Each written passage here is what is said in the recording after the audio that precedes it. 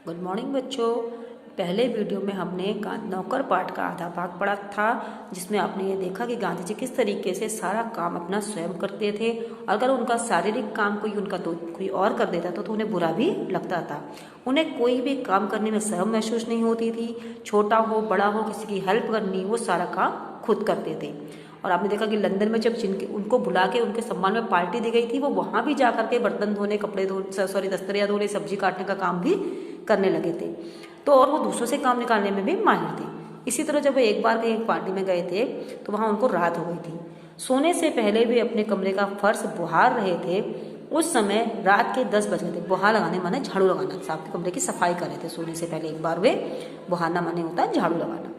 तो रात के 10 बज गए थे। कार्यकर्ता ने दौड़कर गांधी जी के हाथ से बुहारी ले ली, मतलब झाड़ू ले लिया। जब गांधी जी का दौरा गांवों का दौरा कर रहे होते, उस समय रात को यदि लिखते समय लालटेन का तेल खत्म हो जाता तो वे चंद्रमा की रोशनी में ही पत्र पूरा कर लेना ज़्यादा पसंद करते थे। लेकिन सोते समय अपने किसी थके हुए साथी को नहीं जगाते थे। नौ खाली पद यात्रा के समय गांधी जी ने अपने शिविर में केवल 2 आदमियों को ही रहने की अनुमति दी थी। इन दोनों को यह नहीं मालूम था कि खाकरा कैसे बनाया जाता है। इस पर गांधी जी स्वयं रसोई पर जा बैठे और निपुण रसोइये की तरह उन्होंने खाखरा बनाने की विधि बताई। उस समय गांधी जी की अवस्था 78 वर्ष की थी। तो गांधी जी वो गांव की यात्रा करने जाते थे, तब भी वो किसी को कोई हेल्प नहीं चाहते थे, किसी की भी। अगर लिखते समय रात को, क्योंकि रात काम बहुत करते थे, कोई लेटर लिख रहे हो, लालटेन खत्म हो गई तो किसी को आवाज़ दे के ये नहीं कहते थे कि इसमें तेल डाल दे। चाहते तो कर सकते थे, बट वो ऐसा करते नहीं थे। इससे तो चंद्रमा की रोशनी में काम कर लेते थे। और जो अपने साथ किसी को ले जाना हो मजबूरी में, तो वो एक बार वो यात्रा पे गए थे, नौखाली या पद यात्रा जब जा रहे थे, अपने साथ केवल 2 लोगों को लेके गए थे जो उनकी थोड़ी बहुत हेल्प करें। और खाखरा खाने को एक बार मन किया तो उनको खाखरा बनाना नहीं आता था, तो 78 साल की उम्र में भी उन्होंने उनको खाखरा बनाने का तरीका बताया। गांधी जी को बच्चों से बहुत प्रेम था। अपने बच्चों के जन्म के 2 माह बाद उन्होंने कभी किसी दाई को बच्चों की देखभाल के लिए नहीं रखा। वे मानते थे कि बच्चे के विकास के लिए माँ बाप का प्यार और उनकी देखभाल अनिवार्य है। तो वो बच्चों को बहुत अच्छा मानते थे, इसलिए उनको बहुत प्यार करते थे, उनकी देखभाल भी स्वयं करते थे। वे माँ की तरह बच्चों की देखभाल करते थे, खिला पिला कर बहला सकते थे। एक बार दक्षिण अफ्रीका में जेल से छूटने के बाद घर लौटने पर उन्होंने देखा कि उनके मित्र की पत्नी श्रीमती पोलक बहुत ही दुबली और कमजोर हो गई है। उनका बच्चा उनका दूध पीना नहीं छोड़ता नहीं था और वह उसका दूध छुड़ाने की कोशिश कर रही थी। बच्चा उन्हें चैन नहीं लेने देता था और रो रो कर उन्हें जगाए रखता था। गांधी जी जिस दिन लौटे उसी रात उन्होंने बच्चे की देखभाल का काम अपने हाथों में ले लिया। सारे दिन बड़ी मेहनत करके सभाओं में भाषण देने के बाद 4 मील पैदल चलकर गांधी जी कभी कभी रात को 1 बजे तक घर पहुंचते थे और बच्चे को श्रीमती पोलक के बिस्तर से उठाकर अपने बिस्तर पर लिटा देते थे। तो जब एक बार उन्होंने देखा, बच्चे बहुत अच्छा मानते थे, एक बार उन्होंने देखा कि उनकी मित्र की वाइफ है जिनका बच्चा छोटा सा है, लेकिन वाइफ बहुत पतली है, तो उन्हें पता चला कि बच्चा इनको रात भर सोने नहीं देता, बहुत परेशान करता है। तो उन्होंने कहा ठीक है, मैं वापस आ गई हूँ, तो आज से इसकी देखभाल मैं करूँगा। और रात को चाहे 1 बजे 2 बजे घर आए, तो कितने ही थके क्यों ना हो, उस बच्चे को उनकी माँ के पास से वो अपने पास लेके सुला देते थे।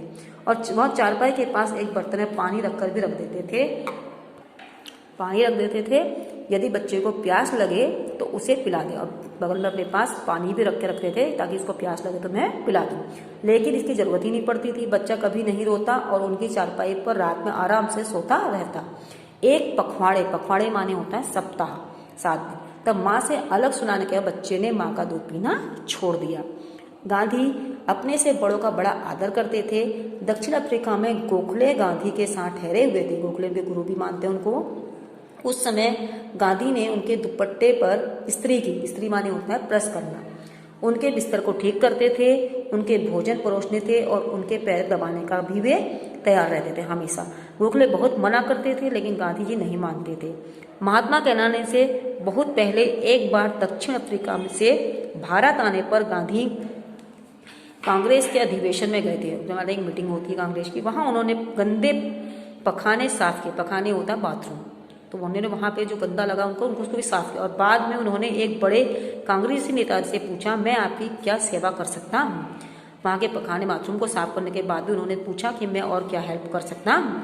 नेता ने कहा, मेरे पास बहुत से पत्र इकट्ठे हो गए हैं जिनका जवाब देना है। मेरे पास कोई कारकुन नहीं है, कारकुन यानी कि लिखने वाला, उनका कोई पर्सनल मेरा सेक्रेटरी नहीं है जिसे यह काम दूं। क्या तुम यह काम करने को तैयार हो? गांधी जी ने कहा, जरूर, मैं ऐसा करके कोई भी काम करने को तैयार हूँ मैं आपका, और जो मेरी सामर्थ्य के अंदर, जो मेरे बस में है, मैं कुछ भी कर सकता हूँ। यह काम उन्होंने थोड़ी ही समय में समाप्त कर डाला और इसके बाद उन्होंने उन नेता की कमीज के बटन आदि लगाने और उनके अन्य सेवा का काम भी खुशी से किया। तो उन्होंने आराम से सारा काम किया उनका। उन्हें कभी किसी काम में कोई झिझक नहीं थी बेटा, ये नहीं मैं बड़ापन कभी दिखाया ही नहीं। उल्टा पूछते थे कि मैं आपकी क्या हेल्प कर सकता हूँ।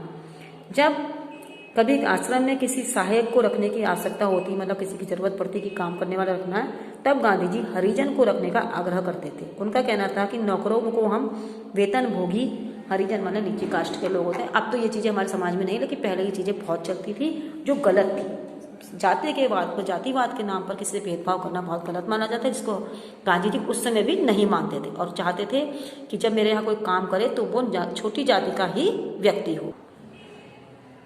और गांधी जी ये मानते थे कि अगर कोई हमारे समाज में हमारे संग काम करता है हमारे अंडर में, तो हम इसे केवल वेतनभोगी मजदूर नहीं, मतलब सैलरी पाने वाला आदमी नहीं समझना चाहिए, बल्कि अपने भाई के समान उसके मानना चाहिए। इसमें कुछ कठिनाई हो सकती है, कुछ चोरियां हो सकती हैं, फिर भी हमारी कोशिश सर्वथा निष्फल नहीं जाएगी। वो कहते हैं कि इस काम में करने में बहुत परेशानी हो सकती है, क्योंकि समाज में उस समय जो विचारधाराएं फैली हुई थी, जातिवाद बहुत था, लोग छोटे बड़े का बहुत भेदभाव करते थे।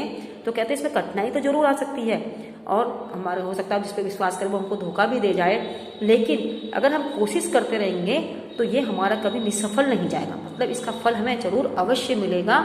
एक समय आएगा जबकि हमारी ये भावनाएं सही जाएंगी और ये भेदभाव समाज से खत्म होगा। इसलिए हमें ऐसा काम करना चाहिए। उन्हें यह मालूम ही ना था कि किसी को नौकर की भांति कैसे रखें। एक बार भारत की जेल में उनके कई साथी कैदियों को उनकी सेवा टहल करने का काम सौंपा गया। एक आदमी उनके फल धोता था, काटता, दूसरा बकरियों को दुहाता, तीसरा उनके निजी नौकर की तरह काम करता और चौथा उनके पखाने की सफाई करता था।